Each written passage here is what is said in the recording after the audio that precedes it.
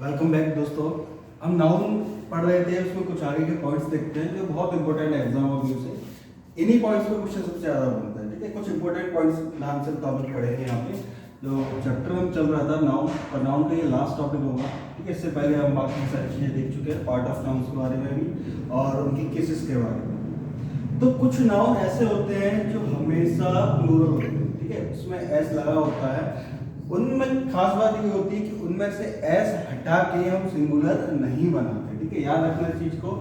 S can not be remove to make them singular. उन्हें singular नहीं बनाया जा सकता एस को हटा के। वो हमेशा प्लूरल होते हैं, ऑल द टाइम प्लूरल लिखा हुआ है। अगर ये हमेशा प्लूरल रहते हैं तो वर्ब कैसे इस्तेमाल करनी के साथ प्लूरल हेल्पिंग।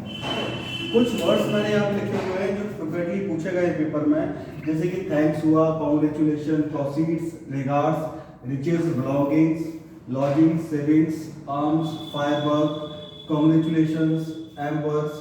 ठीक है, और कुछ ऐसे वर्ड्स जो होते हैं जो कॉमन हमें दिखाई भी दे जाते हैं, जिसमें दो चीजें लगी होती है। सीजर, इसमें भी दो होती है। टॉम्स हुआ, चिमटा, जिसमें भी दो रहते हैं। प्लायर्स, बाइनोकुलर, दूरबीन में भी दो रहते हैं। तो वो दो वाली जितनी भी चीजें हैं वो सारी प्लूरल की तरह ट्रीट की जाती है और हेल्पिंग वर्ब भी प्लूरल ले जाएगी। अब सीजर्स में से मैं एस हटा के सीजर नहीं करेंगे। ऐसा नहीं होगा कि एक कैंची, ये एक कैंची के लिए ही है, पर एस हटा के ये नहीं हो जाएगा कि उसका एक पार्ट कर दिया। ठीक है, एस इनमें से नहीं हटाए जाएंगे। तो ये कुछ फ्रिक्वेंटली यूज्ड वर्ड है जो पेपर में अक्सर आते हैं। ठीक है, और भी कुछ वर्ड्स हो सकते हैं जो यहाँ पे नहीं लिखे मैंने। जैसे एग्जाम्पल के रूप में लिखता हूँ, मैंने कहा जिसमें दो चीजें होती है। पैंट में कितनी दो चीजें होती है हमें पता है, और इस पैंट में से भी एस नहीं हटा सकते। तो यहाँ पे हमें क्या करना है, इस पैंट की वजह से जो यहाँ पे हेल्पिंग वर्ब आएगी वो कौन सी आएगी, वो आएगी plural helping verb, where are my pants. ठीक है, वेयर आर माय पैंट्स। यहाँ पे हम इस नहीं लगाएंगे, इसके अकॉर्डिंग ही हम हेल्पिंग वर्ब का इस्तेमाल करना है। जैसे हमने लिखा था एम्बर्स ऑफ फायर्स। एम्बर्स मतलब वो होता है जो आग जलने का जो कोयला टाइप का बचता है, जो सुलगता रहता है, वो एम्बर्स है। तो यहाँ पे एम्बर्स ऑफ फायर्स लिखा है, तो इस ना के यहाँ पे क्या है, यहाँ भी आ रहा है, क्योंकि इसको भी हम कैसे ट्रीट करेंगे, प्लूरल ही ट्रीट करेंगे, जिसके अकॉर्डिंग ही हमारी हेल्पिंग वर्ब यहाँ पे आएगी। इसी सीरीज में आगे कुछ नाउन्स ऐसे होते हैं जो हमेशा सिंगुलर होते हैं। ठीक है, उसकी कैटेगरी हमने बना दी है। अनकाउंटेबल नाउन्स को हमेशा सिंगुलर ट्रीट किया जाता है। ऐसा नहीं जैसे मिल्क है, मिल्क को हम नहीं गिन सकते, पर उसको जब भी हमें हेल्पिंग वर्ब का इस्तेमाल करना पड़ेगा तो सिंगुलर का ही इस्तेमाल करेंगे।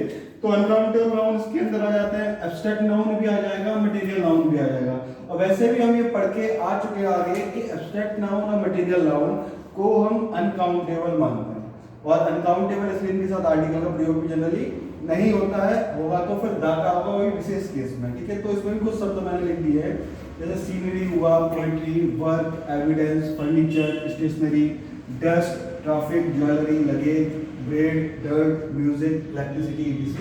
ये सारे वर्ड वो हैं जो हमेशा सिंगुलर ही ट्रीट होते हैं, जब कोई भी प्लूरल फॉर्म नहीं बनता। ऐसा नहीं करेंगे म्यूजिक्स कर दे, ऐसा लगा के इसमें म्यूजिक बना, म्यूजिक्स कर दे, बहुत सारी म्यूजिक हो गया। म्यूजिक अनकाउंटेबल नाउन है इसलिए नहीं। पर सॉन्ग्स की बात करोगे, गानों की, तो सॉन्ग एक भी हो सकता है और सॉन्ग्स बहुत सारे हो सकते हैं। मेरे फोन में एक गाना है तो मैं सॉन्ग लिखूंगा, मेरे फोन में बहुत सारे गाने हैं तो क्या हो जाएगा, सॉन्ग्स हो जाएगा। ठीक है, पर म्यूजिक की बात यहाँ पे हम किस में रखेंगे, अनकाउंटेबल में। और अनकाउंटेबल मतलब क्या, ऑलवेज सिंगुलर।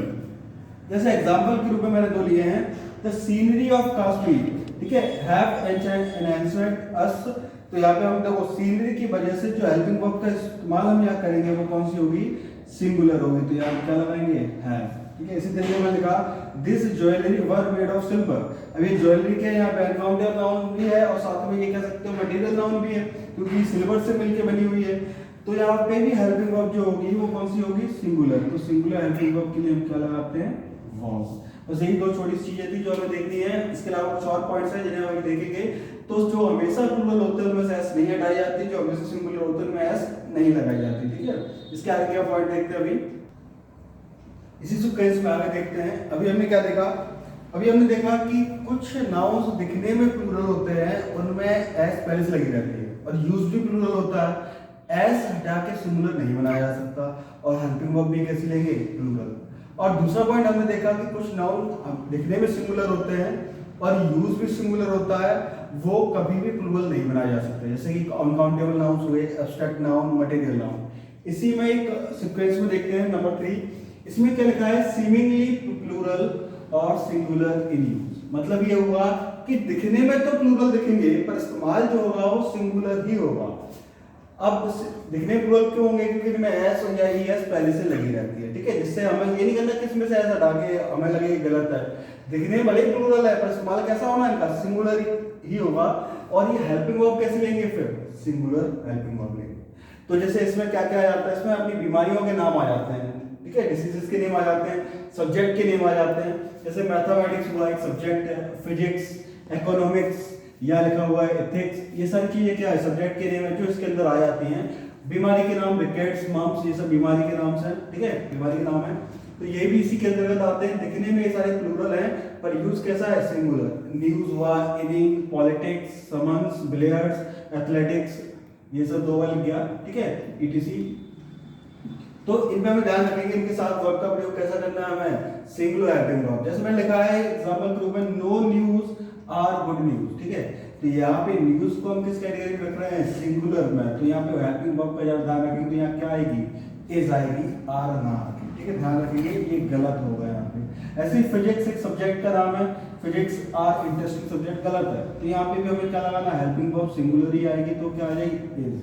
ऐसे मैंने यहाँ लिखा है politics is a dirty game, ये पॉलिटिक्स सिंगुलर ही इस्तेमाल होता है, ठीक है, सिंगुलर ट्रीट होता है, तो हेल्पिंग वर्ब सिंगुलर है, तो कोई भी दिक्कत यहाँ पे नहीं है, ये सेंटेंस बिल्कुल सही है, ठीक है, इसमें कोई भी इशू नहीं है। इसी सीक्वेंस में आगे एक और चीज होती है कि दिखने में तो सिंगुलर है पर इस्तेमाल कैसा है इनका? प्लूरल है, ठीक है, और जब जैसा इस्तेमाल होगा वैसे हेल्पिंग वर्ब लेंगे, तो हेल्पिंग वर्ब भी कैसे लेंगे? ये प्लूरल हेल्पिंग वर्ब लेंगे। अब जैसे एग्जांपल में लिखा है कैटल, कैवलरी, इनमें एस नहीं लगी रहती है, मैं सोच रहा हूं कि इसमें एस और एस नहीं आया तो ये प्लूरल नहीं होंगे, प्लूरल ही होते हैं और हेल्पिंग वर्ब भी प्लूरल ही देते हैं। तो cattle, cavalry, police, people, infantry, poultry, peasantry, clergy, children, clergy पादरी को कहते हैं, ध्यान रखना, पीजेंट्री किसान को कहते हैं, ये सब बाकी सारी कॉमन वर्ड्स हैं जो सब जानते हैं, ठीक है। जैसे मैंने लिखा है cattle is grazing in the field. अब ये कैटल जो है हम इसको किस तरह से ट्रीट कर रहे हैं? प्लूरल, तो हेल्पिंग वर्ब भी कैसे लेनी चाहिए? प्लूरल। तो यहाँ पे इज ना आगे क्या आएगा? यहाँ पे आएगा आर। तो cattle are grazing in the field. Police has arrested the thief, तो यहाँ पे भी हमने क्या लगाया? हैज, तो हैज ना आगे यहाँ पे क्या आएगा? है, ठीक है, क्योंकि पुलिस को भी हम किस तरीके से डिपेंड कर रहे हैं, ट्रीट कर रहे हैं यहाँ पे प्लूरल की तरीके से। भले दिखने में यहाँ पे ऐसे लगा पुलिस से कुछ नहीं होता, ठीक है, जैसे मैंने यहाँ पे लिखा है प्यूपल, प्यूपल में कई जगह ऐसे लगी मिल जाती है पर उस वर्ड की मीनिंग बदल जाती है। अगर कभी इनमें से कुछ एक्सेप्शन दिखते हैं तो उसका बिल्कुल मीनिंग चेंज हो जाता है। ये नहीं होता कि बहुत सारे से मतलब नहीं निकलेगा, उसका बहुवचन नहीं बना रहे या फिर एक वचन नहीं बना रहे, उसकी मीनिंग बदल जाती है। जैसे एग्जाम्पल के रूप में मैंने लिखा वाटर, वाटर क्या है? एक अनकाउंटेबल नाउन है, तो ये हमें सिंगुलर रहता है पर कई जगह में वाटर्स दिख जाता है। क्या देखा? वाटर्स। तो इसका मतलब ये नहीं होगा पानी और पानिया, पानिया नहीं हो जाता इसका मतलब। ये वाटर मतलब तो पानी है जो सब जानते हैं, और ये वाटर्स मतलब वो हो जाता है कि ये वो क्षेत्र है जो पानी से घिरा हुआ है, ठीक है, पानी वाला क्षेत्र को ये वाटर कहते हैं। झील, नदियां सब वाटर्स के अंदर आ जाती है। जैसे मैंने लिखा है यहाँ पे आयरन, आयरन भी क्या अनकाउंटेबल नाउन है? क्यों? क्योंकि ये मटेरियल नाउन है।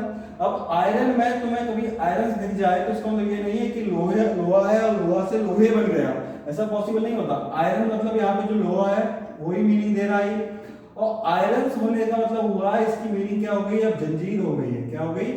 जंजीर, ठीक है। तो इस सब चीजों को हम ध्यान रखेंगे। ऐसे एक और वर्ड देख लेते हैं, ये कंफ्यूजिंग वर्ड है जो हम वैसे अलग से पढ़ने वाले हैं, तो कुछ अभी डिस्कस कर लेते हैं। जैसे वाटर तो हमने डिस्कस किया, वाटर या वुड कर लेते हैं। वुड, वुड मतलब क्या हुआ? लकड़ी, ये भी एक मटेरियल नाउन की तरह ट्रीट हो जाएगा, ठीक है, अनकाउंटेबल है। अगर यहाँ पे मैं वुड्स कर भी देता हूँ तो वुड्स का मतलब यहाँ बदल जाएगा। वुड्स का मतलब हो जाता है जंगल, जो फॉरेस्ट की मीनिंग होती है वही सेम जंगल। तो यहाँ ध्यान रखेंगे एस लगाने या हटाने से उस वर्ड की पूरी मीनिंग बदल जाती है। तो इसीलिए ये कुछ इंपॉर्टेंट पॉइंट्स हो जाते हैं जो हमें पढ़ने पड़ते हैं। ऐसा नहीं होता कि दिख रहा है वैसे ही चलता है, ठीक है। पहले हमने दो पढ़े कि जो दिख रहे थे वैसे ही थे पर उनमें सिंगुलर या प्लूरल नहीं बन रहे थे, और यहाँ पे दिख कुछ और रहे हैं और इस्तेमाल कुछ और हो रहा है। तो इन पॉइंट्स को जरा ध्यान से देखना होगा। इन सब चीजों को देखना, ये एग्जाम में अक्सर पूछे जाते हैं, ठीक है। कुछ नाउन ऐसे होते हैं जो सिंगुलर भी की तरह यूज हो जाते हैं और प्लूरल की तरह, ठीक है। इनमें एस और एस जोड़ के सिंगुलर प्लूरल नहीं करेंगे, सेम वही कंडीशन है। जैसे है कि हैं वैसे ही वैसे यूज होंगे, वो सिंगुलर की तरह भी यूज होंगे और प्लूरल की तरह भी। जब सिंगुलर की तरह यूज होंगे, सिंगुलर नाउन की तरह यूज होंगे तो हेल्पिंग वर्ब कैसे लेंगे? वो सिंगुलर। और जब प्लूरल नाउन की तरह यूज होंगे तो हेल्पिंग वर्ब कैसे लेंगे? प्लूरल हेल्पिंग वर्ब, ठीक है। अब देखो यहाँ पहला एग्जांपल मैंने लिखा है ए सीप, एक सीप की बात की जा रही है। अब ये और नीचे में लिखा है 2 सीप। अब ये सीप में सीप्स नहीं करेंगे, ठीक है, भेड़े नहीं हो जाएंगी, तो यहाँ पे सिंगुलर ट्रीट होगा और यहाँ पे कैसा ट्रीट होगा, ये प्लूरल। और जब ये सिंगुलर ट्रीट होगा तो यहाँ पे हेल्पिंग वर्ब में क्या लगाएंगे, सिंगुलर। और जब इसी को प्लूरल ट्रीट करेंगे तो हेल्पिंग वर्ब क्या आएगी, ठीक है। तो यहाँ पे देखा सीप में हमने एस नहीं लगाया ना, एस एस कुछ नहीं लगाया, एक ही सीप था, दोनों जगह कॉमन वर्ड है, सेम वर्ड लिखा हुआ है, पर एक जगह सिंगुलर यूज है और एक जगह कैसा यूज है, प्लूरल। तो सिंगुलर के साथ सिंगुलर हेल्पिंग वर्ब, प्लूरल के साथ प्लूरल हेल्पिंग वर्ब। ऐसे मैंने नीचे लिखा है there are 2 fish in the pond, ठीक है। तो यहाँ पे 2 फिश हैं, तो आर बिल्कुल सही है, कोई इश्यू नहीं है, बिल्कुल सही।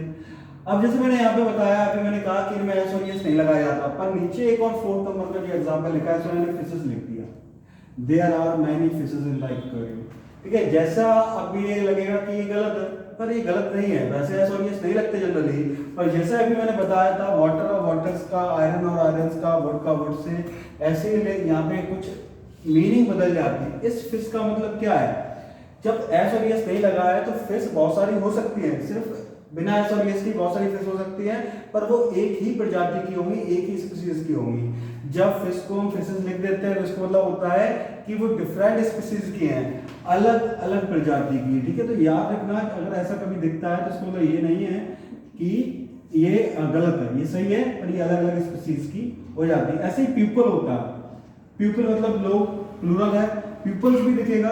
पीपल्स जब होता है तो पीपल्स का मतलब होता है एक रेस, एक समुदाय, एक पूरे किसी एक पर्टिकुलर समुदाय की बात कर रहा है, उस प्रकार के लोग, ठीक है।